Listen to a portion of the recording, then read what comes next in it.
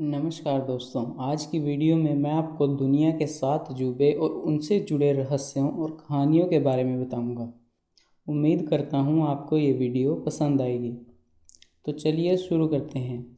सबसे पहले मैं आपको यह बात बता देना चाहता हूं कि जब हम 7 अजूबों की बात कर रहे हैं तो इसमें काफ़ी सारे विदेशी शब्द भी आएंगे। हो सकता है कि उनका प्रोनाउंसिएशन सही ना हो, तो इसके लिए मैं पहले ही माफ़ी चाहता हूं। तो चलिए शुरू करते हैं। सबसे पहले बात करते हैं ताजमहल की। जैसा कि आप जानते हैं कि ताजमहल भारत के आगरा शहर में यमुना नदी के किनारे बना विश्व धरोहर मकबरा है और दुनिया के 7 अजूबों में से एक। इससे जुड़ी एक कहानी कहती है कि शाहजहां ने ताजमहल जैसा एग्जैक्ट मकबरा नदी के दूसरी साइड बनाने की प्लानिंग की थी, और वो भी ब्लैक मार्बल से, और वो इन दोनों को एक ब्रिज से जोड़ना चाहता था। वो यह मकबरा खुद अपने लिए बनवाना चाहता था। इस बात का जिक्र एक यूरोपियन ट्रैवलर के लेखों में भी मिलता है जिसका नाम जीन टैवर्नियर था, और वह 1665 में आगरा आया था। उसके काल्पनिक लेखों में उसने ब्लैक ताजमहल का जिक्र किया है, और शाहजहां के सिमेट्री के प्रति विशेष प्रेम को देखकर ये विचार मुमकिन भी लगता है। और जब 2006 में झील के एक हिस्से को फिर से बनवाया गया तो आर्कियोलॉजिस्ट्स ने चांदनी रात में झील में ताजमहल की काली परछाई देखी, तो इस कहानी को और भी बल मिला। और टैवर्नियर ने अपने लेखों में यह भी लिखा है कि शाहजहां ने ब्लैक ताजमहल बनवाना शुरू भी कर दिया था, लेकिन पूरा न करा सका क्योंकि उसके खुद के बेटे औरंगजेब ने उसे गद्दी से उतार दिया था। इसके बाद बात करते हैं ग्रेट वॉल ऑफ चाइना की, या चीन की विशाल दीवार की। चीन की दीवार के बारे में एक कहानी ये कहती है कि मिंग साम्राज्य के दौरान यी काइझेन नाम का एक कारीगर था जो बहुत ही एफिशिएंट मैथमेटिशियन था। कहा जाता है कि उसने चीन की दीवार के निर्माण के दौरान पहले ही कैलकुलेट करके ये बता दिया था कि जायुगान नाम के द्वार का निर्माण करने में 99,999 ईंटें लगेंगी। तब निर्माण कार्य का जो सुपरवाइजर था उसने इस बात पर विश्वास नहीं किया और कहा कि अगर उसकी कैलकुलेशन से एक भी ईंट कम या ज़्यादा लगी तो वो सारे कारीगरों को सज़ा देगा, और सज़ा के रूप में सभी कारीगरों को 3 साल तक उसके लिए मजदूरी करनी पड़ेगी। द्वार का निर्माण कार्य कंप्लीट हुआ तब एक ईंट बच गई जो द्वार की एक दीवार के ऊपर रखी हुई थी। उस ईंट को देखकर सुपरवाइजर बहुत खुश हुआ और कारीगरों को सजा देने के लिए तैयार हो गया। लेकिन तभी ये काइज़ेन ने कहा कि ये ईंट किसी दैवी शक्ति द्वारा वहां रखी गई है जिससे पूरी दीवार का संतुलन बना हुआ है, और इस पूरी स्ट्रक्चर को इसने स्टेबलाइज कर रखा है, और इस ईंट की थोड़ी सी मूवमेंट से भी ये सारा स्ट्रक्चर ढह जाएगा। इसके बाद उस ईंट को वहीं छोड़ दिया गया और कभी हिलाया नहीं गया।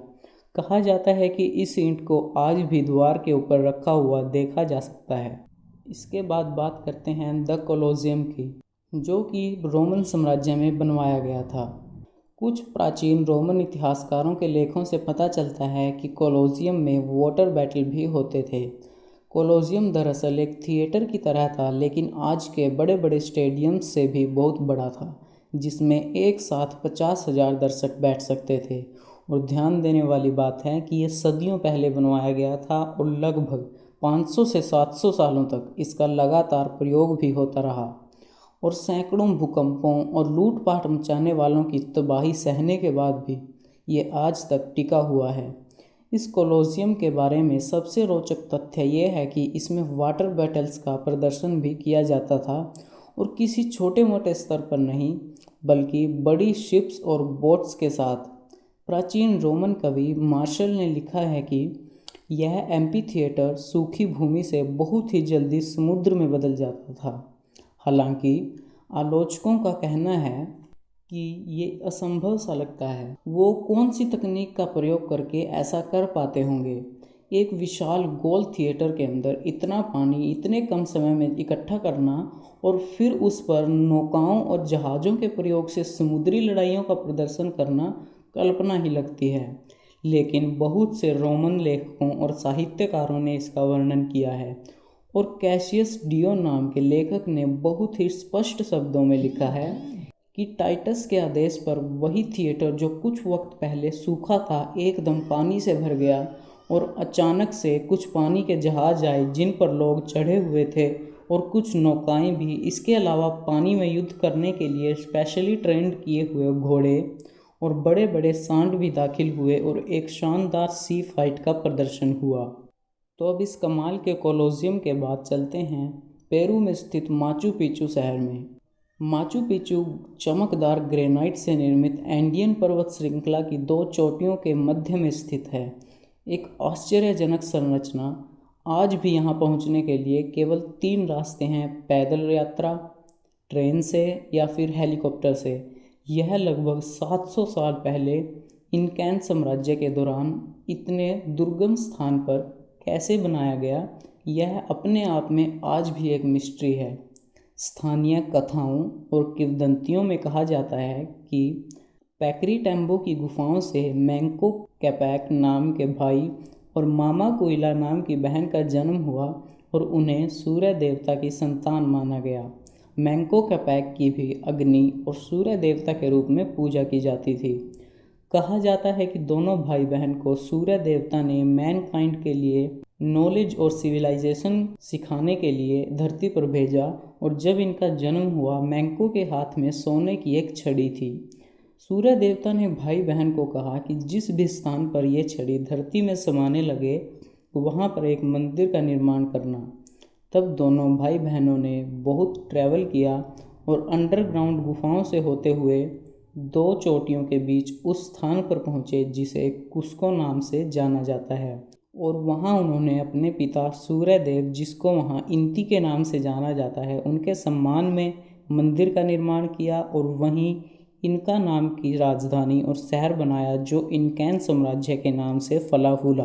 अब बात करते हैं एक और अजूबे जॉर्डन में स्थित पेट्रा की।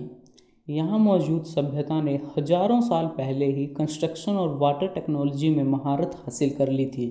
विशेषकर बहुत ही कॉम्प्लेक्स टनल्स का निर्माण करना और वाटर चैम्बर्स बनाना जिनमें पानी को स्टोर किया जा सकता था। पहाड़ों को ही काट कर उसके अंदर ही अंदर बनाए कमाल के स्ट्रक्चर आज भी हैरान करते हैं। पेट्रा उस समय की राजधानी थी।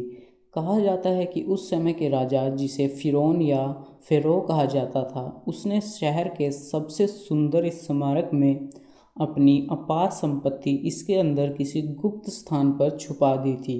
दरअसल ये स्मारक एक मकबरा है और ये शहर का सबसे खूबसूरत और विशाल भवन था।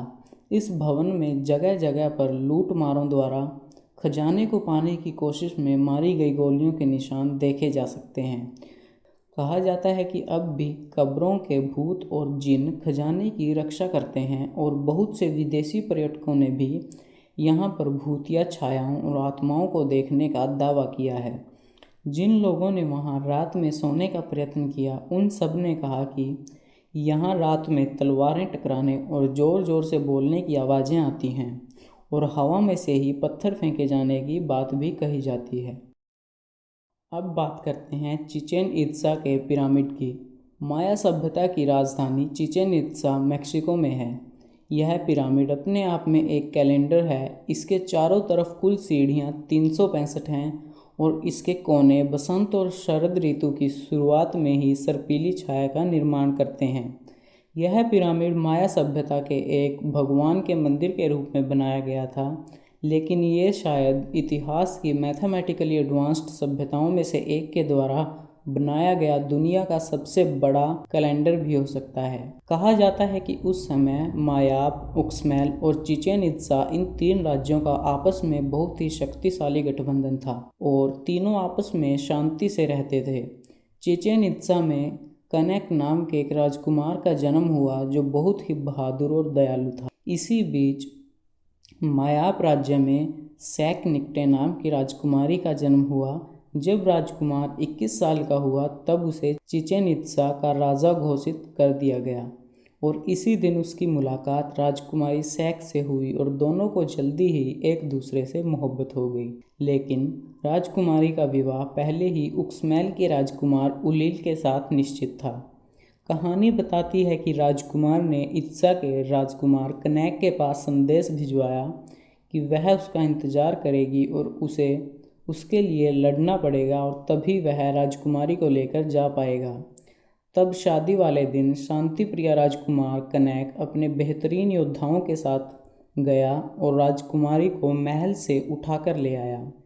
इस घटना से मायाप और स्मेल दोनों राज्य चेचेन इत्सा के खिलाफ हो गए और इन दोनों राज्यों की सेनाओं ने इत्सा पर आक्रमण कर दिया, लेकिन उन्होंने इत्सा में जाकर पाया कि वहाँ की सारी जनता अपने राजा और उसकी प्रेमिका के साथ अपना घर और अपने मंदिरों को छोड़कर जा चुके थे और इत्सा पूरी तरह से मुर्दा शहर बन चुका था। अब बात करते हैं क्राइस्ट द रिडीमर की। कहा जाता है कि कोर्कोवेडो की चोटी पर बड़ा स्टैचू बनाने का आइडिया लगभग 1850 में सबसे पहले आया था, लेकिन राजनीतिक कारणों के चलते उस वक्त इस विचार को स्थगित कर दिया गया। इसके बाद 1920 में कैथोलिक सर्कल ऑफ रियो ने माउंटेन के ऊपर स्टैचू बनाने का प्रस्ताव रखा और इसके सपोर्ट में चंदा इकट्ठा करने और इसे बनाने के पक्ष में हस्ताक्षर करने के लिए एक सप्ताह का एक इवेंट ऑर्गेनाइज किया। इस संगठन का विचार था कि इस समय समाज नास्तिकता में डूबा हुआ है, इसलिए हमें क्राइस्ट का एक स्टैचू बनाना होगा जिसके एक हाथ में ग्लोब होगा जो पृथ्वी का सिंबल होगा और दूसरे में क्रिश्चियन क्रॉस। लेकिन बाद में डिज़ाइन को बदलकर ओपन आर्म्स का स्टैचू बनाने का निर्णय लिया गया। यह स्टैचू रीइंफोर्स्ड कंक्रीट से बनाया गया है, ऐसा कंक्रीट जिसमें मजबूती बढ़ाने के लिए वायर्स और स्टील के पीसेस डाले जाते हैं। कहा जाता है कि बाहरी परत बनाने में लगभग 60 लाख टाइल्स लगाई गई थी और जिन वर्कर्स ने इन टाइल्स को बनाया था उन्होंने इनके पीछे अपने बहुत सारे मैसेजेस लिख दिए थे। तो इस मूर्ति को गुप्त संदेशों से भरा हुआ भी कहा जाता है। यह स्टैचू ब्राज़ील में नहीं बनाया गया था, बल्कि फ्रेंच मूर्तिकार पॉल लेनोस्की ने इसे क्ले से फ्रांस में बनाया था और ये क्ले स्टैचू ब्राज़ील शिप द्वारा लाया गया और फिर उसे कंक्रीट द्वारा फिर से बनाया गया। इस स्टैचू को बनाने में 9 साल लगे। यह 1922 में शुरू होकर 1931 में पूरा हुआ और इसे बनाने में कुल $2.5 लाख खर्च हुए।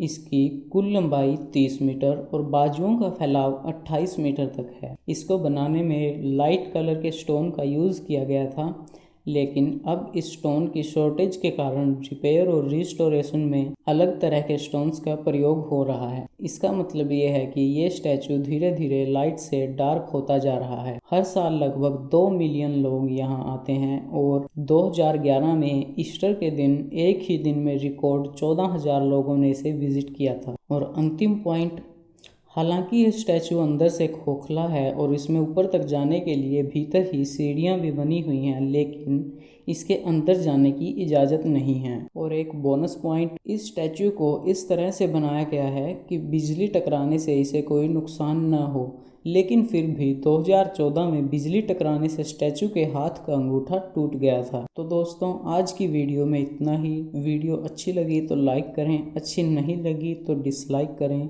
और कमेंट करके बताएं कि आपको इनमें से कौन सा अजूबा सबसे कमाल और शानदार लगता है। और ऐसी ही जानकारी से लबालब भरी वीडियोस देखने के लिए हमारे चैनल को अभी सब्सक्राइब करें। वीडियो देखने के लिए बहुत बहुत धन्यवाद। सी यू इन नेक्स्ट वीडियो।